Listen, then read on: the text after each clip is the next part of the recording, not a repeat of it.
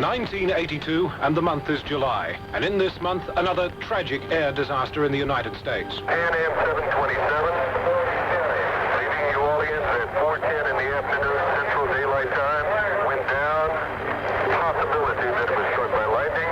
4 or 5 block area, unconfirmed, in flames. I talked to a man who said that he saw the plane as it took off. He said it did not gain altitude. He made comment to a friend that the plane was not going to make it. He looked down, he looked up again, the plane was down. Plane veered sideways before coming down, hitting a tree, and then plowed into a string of holes. The crash site resembled a war bombing zone. Homes and cars were destroyed. 143 people dead, and the cause of the crash, wind shear. Tremendous winds that literally drive an aircraft into the ground.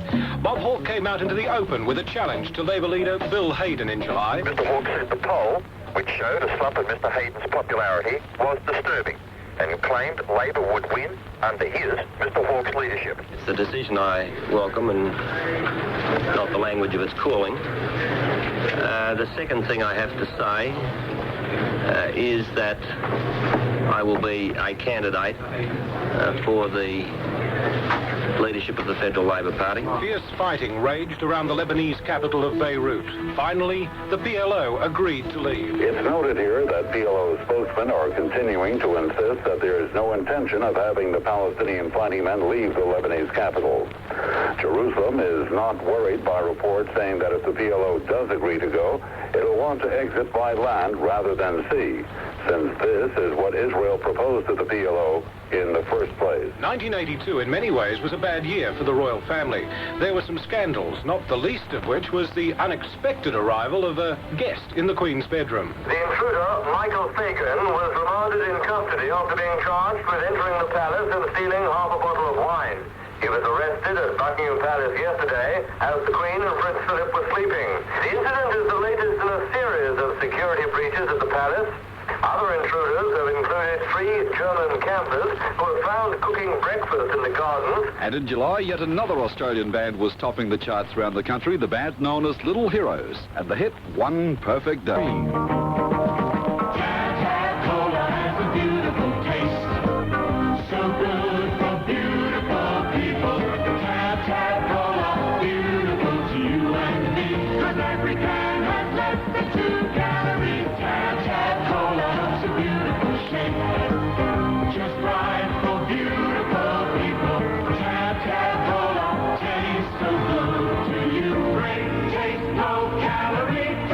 Introducing Kevin Hines with a word of advice on water conservation from the Nurserymen's Association of Victoria. Do you realise when you shower for 5 or 6 minutes, you use approximately 50 litres of water? By halving your showering time, you save 25 litres of water. That is enough to keep a small vegetable garden healthy and growing. Why not recycle your bath and shower water? Use water wisely, and there'll be enough for us all and our beautiful garden state. After the amazing success of our Coca-Cola 3WM t-shirts, stocks have dwindled, but more are coming. The new Coca-Cola 3WM t-shirts are now on sale at 3WM. Slip one on and enjoy the summer. These t-shirts are available in most sizes and will look great on you. For your summer Coca-Cola 3WM t-shirt, call in during office hours to 3WM, 2 Store Road, Horsham.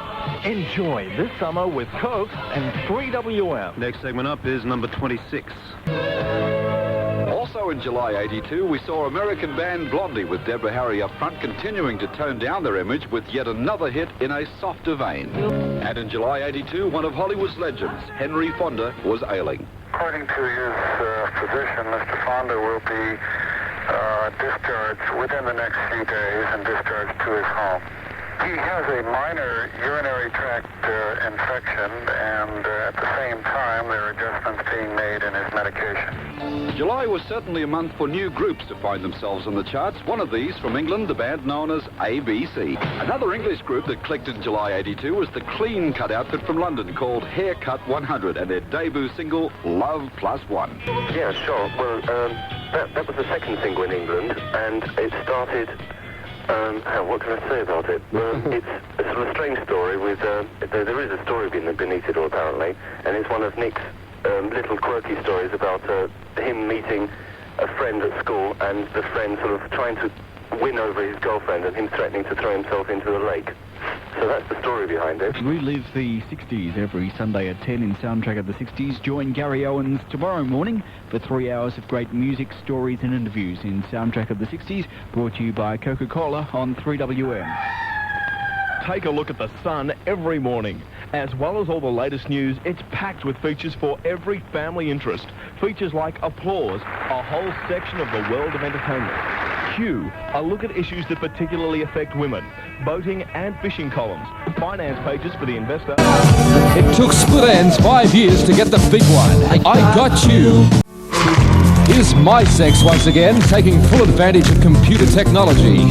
This was a national #1. MySex live on Countdown with computer games.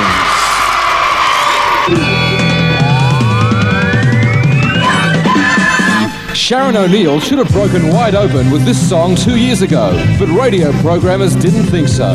I bet Sharon had some words to say about that. Sharon O'Neill and words. Another New Zealand lady who did big things in 1980 was Kim Hart. This year's with Love at First Night.